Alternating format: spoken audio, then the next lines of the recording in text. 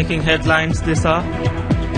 Foreign Minister Dr. Muhammad Asim says the Maldives will remain a reliable friend of Sri Lanka and its people. Anti-Corruption Commission says over 11,000 individuals have so far signed the National Integrity Pledge. And a car bomb kills 9 people and wounds 35 in southern Baghdad.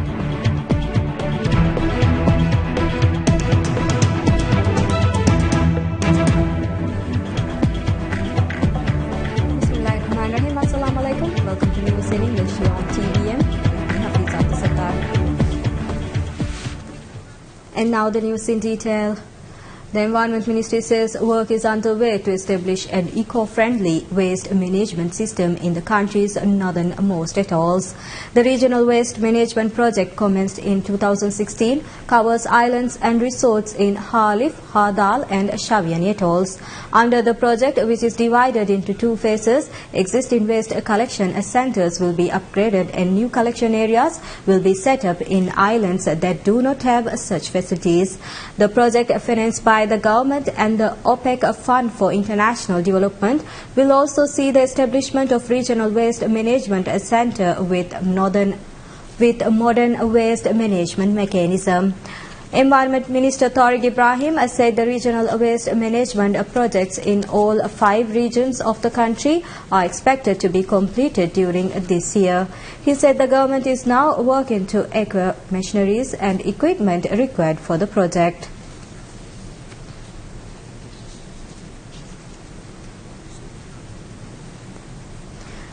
Minister of Health Abdullah Nazim Ibrahim visits health facilities in Gulf Alif Atoll as part of his ongoing tour of the atoll. Today he visited Mamindu Island, Nilandu Island and Dandu Island of Gulf Alif Atoll. The minister met residents and toured health centers in these islands. During his meeting with staff of health facilities, he inquired about the difficulties faced in delivery of health care in the atoll. Yesterday, the minister visited Gulf Alif Atoll Hospital in Willingili Island and met staff members. Anti-Corruption Commission (ACC) says over 11,000 individuals have so far signed the National Integrity Pledge. ACC said civil servants, members of state institutions and members of the general public are expected to sign the National Integrity Pledge, established as part of ACC's National Integrity Plan. ACC's President Hassan Lutfi said all must unite in the efforts to fight corruption and instill the values of integrity in all citizens. According to the Commission, most state and private institutions have expressed interest in signing the Integrity Pledge. It further said the Commission is working with the government to make the arrangements to make it mandatory for every new employee joining the government or the civil service to sign the National Integrity Pledge.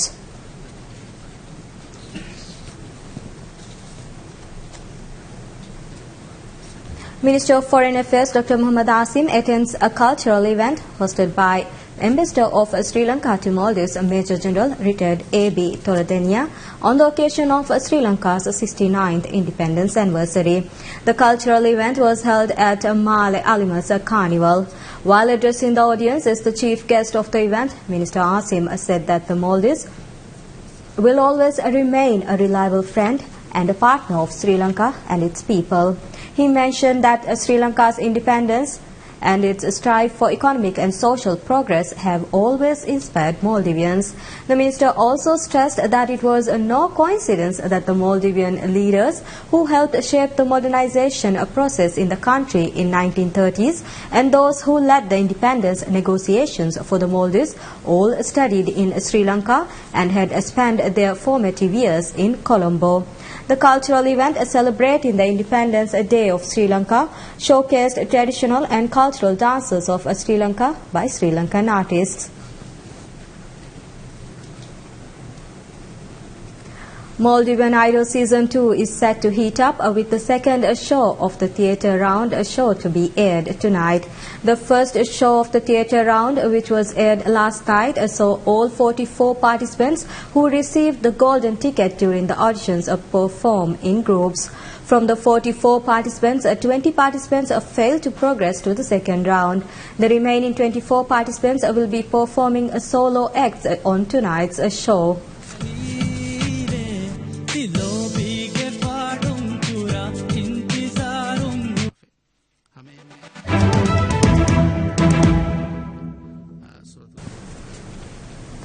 In business, we have Maldives Inland Revenue Authority, MIRA, says revenue collected through its offices in the atolls increased last year.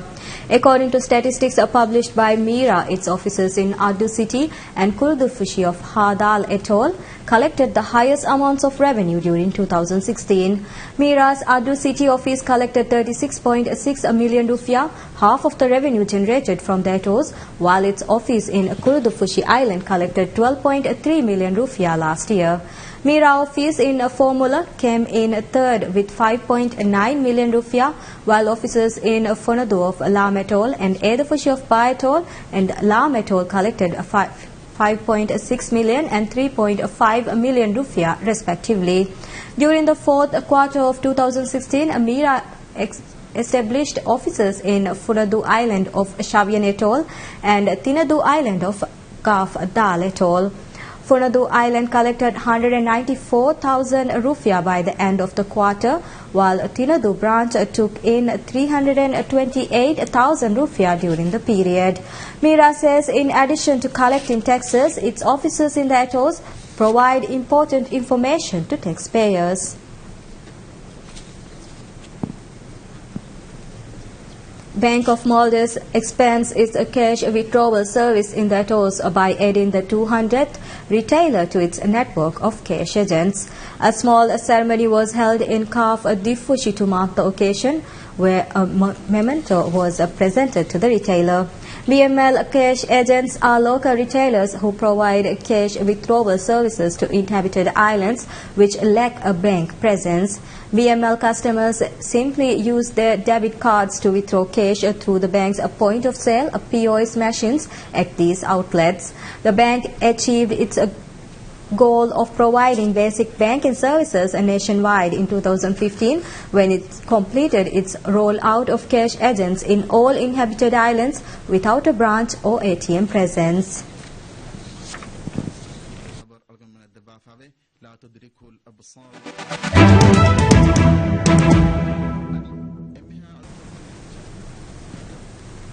A car bomb attack kills 9 people and wounds 35 in the Ilam district of southern Baghdad.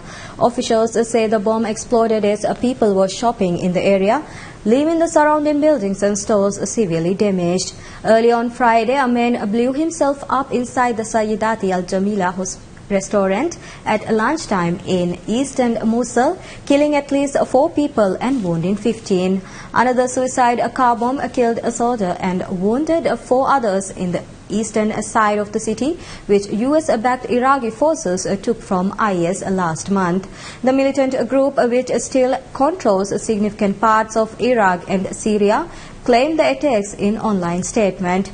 The offensive to dislodge IS from Mosul, the largest city in northern Iraq, began in October but paused last month after Iraqi forces took all the districts lying east of the Tigris River that bisects the city.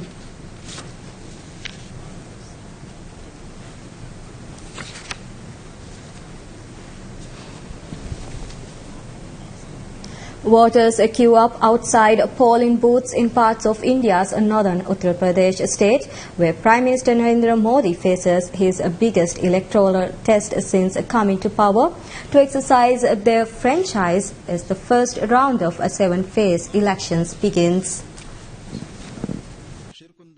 In the biggest democratic exercise on the planet this year, voting will take place in multiple stages over a month to elect a new assembly to govern the mostly poor state of nearly 220 million people that lies along the river Ganges. In the first phase of voting being held for 73 seats spread across 15 districts of the state, voters will seal the fate of 839 candidates. Issues ranging from development, corruption, employment opportunities and law and order rule the minds of voters. Voters have shown growing impatience that Modi's campaign promises of development and better days to come have failed to deliver new jobs to a state where per capita incomes average less than $750 a year and many communities lack access to power, clean water and basic medical services. Uttar Pradesh elections will deliver a mid-term verdict on Modi and his Bharatiya Janata Party BJP. A strong showing at the polls would strengthen his chances of a second term in 2019. Elaborate security arrangements were made at every polling booth, especially in sensitive areas like Shamil, Aligarh, Muzaffarnagar, Mathura and Agra. Pollsters say it will be tough for the BJP to repeat its 2014 general election performance, where the Nationalist Party polled 42% of the vote, sweeping 71 out of 80 seats. Any party polling significantly over 30% of the vote can win by a landslide. The Samajwadi Party, which rules in the state, is led by 43-year-old Chief Minister Akhilesh Yadav. The party won a majority in the last state assembly election in 2012 with just 29% of the vote. Yadav has formed an alliance with Rahul Gandhi of the Congress party that polls show will be tough to beat. Results from Uttar Pradesh along with elections in the state of Punjab, Goa, Uttarakhand and Manipur are due on March 11th. Thousands of Indonesians gather at a mosque in central Jakarta where religious leaders urged them to support a Muslim candidate during next week's contentious election to select the capital's governor. Crowds of men and women in white robes poured into the national mosque, Istiqlal Mosque, from the early hours for mass prayers. This is the latest mass gathering led by Muslim groups in recent months. Islamic Defenders Front (FBI), whose leader Habib Riziki, who was also present in Istiqlal, has held rallies demanding that the incumbent Basuki Cahaya Purnama be jailed for insulting Islam, a sensitive topic in a country where the population of 250 million is mostly Muslim. Purnama, who is on a trial for blasphemy, faces two Muslim contenders in next week's hotly contested gubernatorial election: Agus Harimurti Yudhoyono, the son of former President Susilo Bambang Yudhoyono, and former Education Minister Anies Baswedan. Indonesia has the world's largest Muslim population but recognizes 6 religions and is home to hundreds of ethnic groups and adherents of traditional beliefs.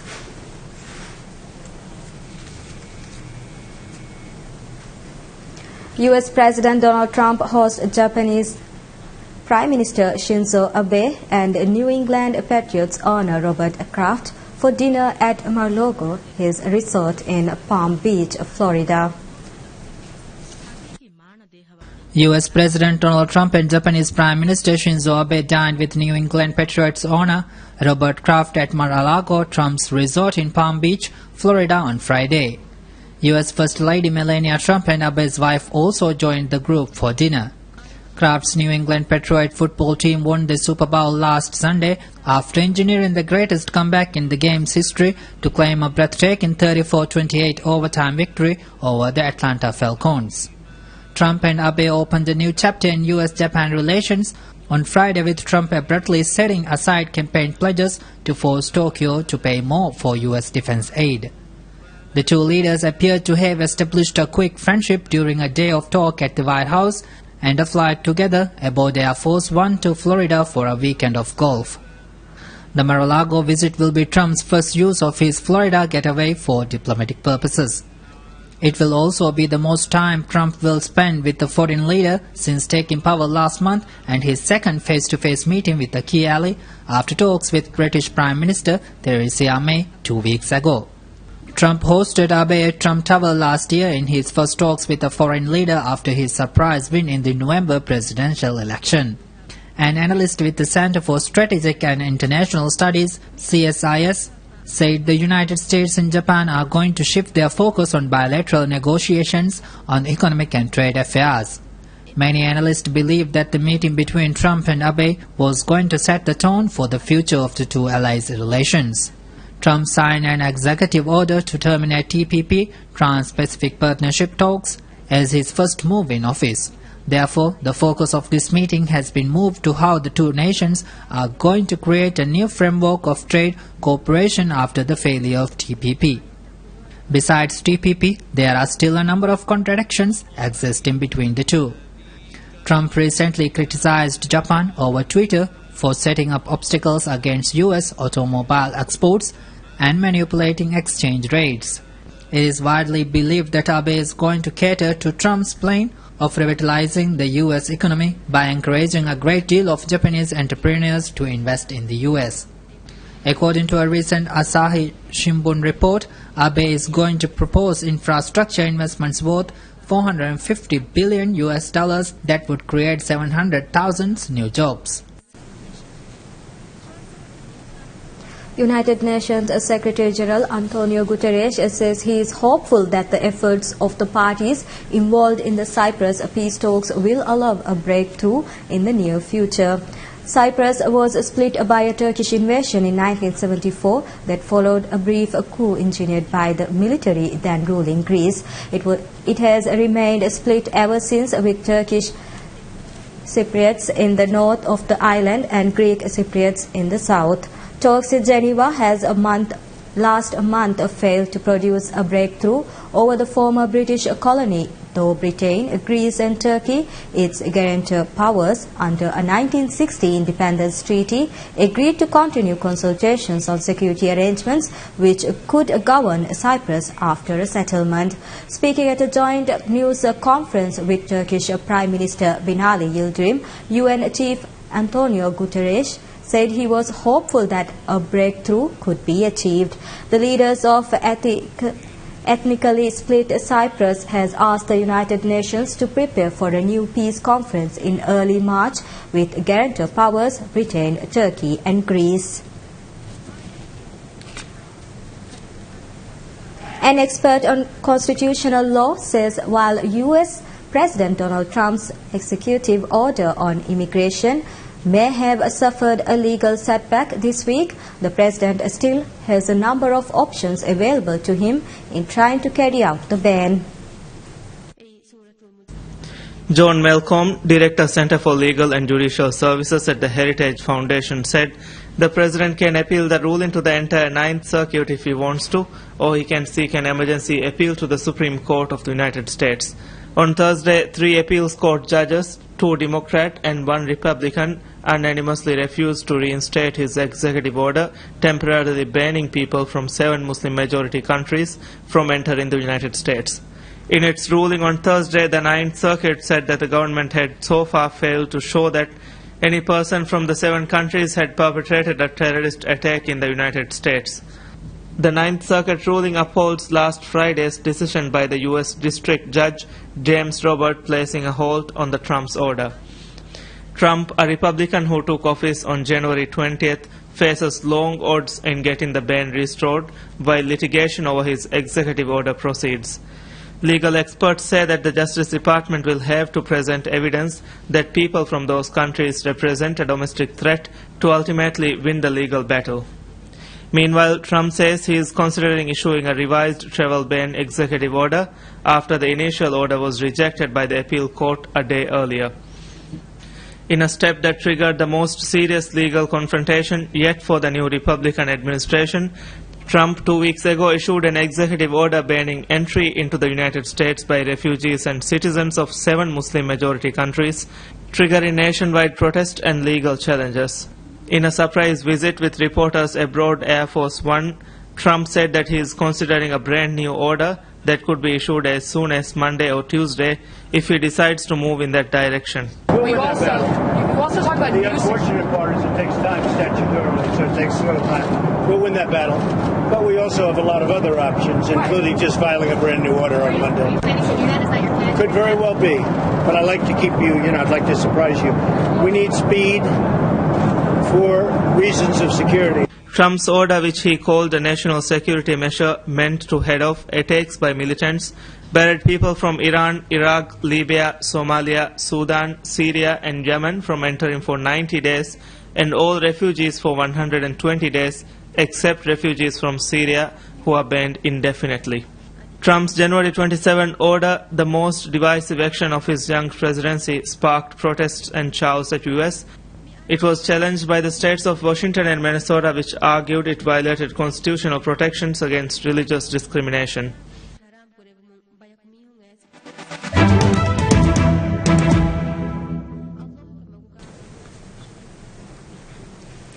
In sports, we have Barcelona will get to test their Kings Cup final opponents ahead of time on Saturday when they travel to fellow finalist Alaves in La Liga, but they may have fatigue after playing 5 games in the last 13 days. Alaves, who beat Celta Vigo to reach the Kings Cup final for the first time in the club's 96-year history, will be hoping for a repeat of their big upset win in Barcelona. Alaves beat Barca 2-1 goal at the Nou Camp earlier this season. Barca coach Luis Enrique can take heart from the fact that his team is the only one still in with a chance of landing the treble.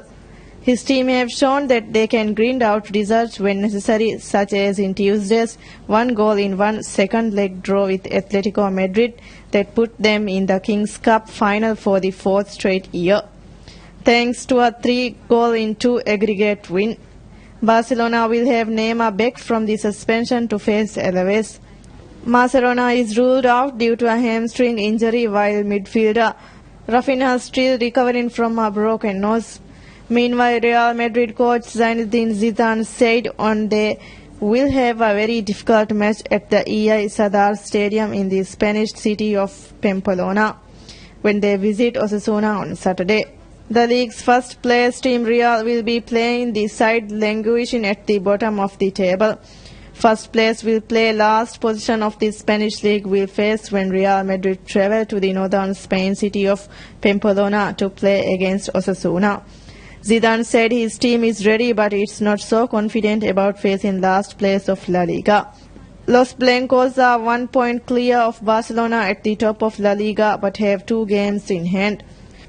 Trained by Serbian Petar Vasiljevic since January, Osasuna have only been able to get 10 points in 21 matches. Before summing up, we'll look at a light news. A Canadian man who went missing 5 years ago has turned up more than 6,500 miles away, wandering barefoot in Brazil's Amazon. Anton Pilipa, now 39, went missing from his Vancouver home in 2012. In the years since, he has crossed into South America reportedly barefoot and with just the clothes on his back. A Canadian-born Brazilian police officer had spotted the man walking down a dirt track in November with no shoes on, wearing just shorts and a vest, and unable to speak Portuguese or Spanish, according to Brazilian authorities. Pilipa had no passport or ID on him, but a search on international databases connected the missing man to his family back in Canada in late December. According to reports, the Canadian national, who suffers from schizophrenia, was flown back to Vancouver earlier this week, where he has been reunited with his family. He reportedly survived by picking fruits and berries, going through rubbish bins for food, and relying on kindness of strangers. And that's all we have for this hour. Thank you for watching. Wish you all a very pleasant night ahead.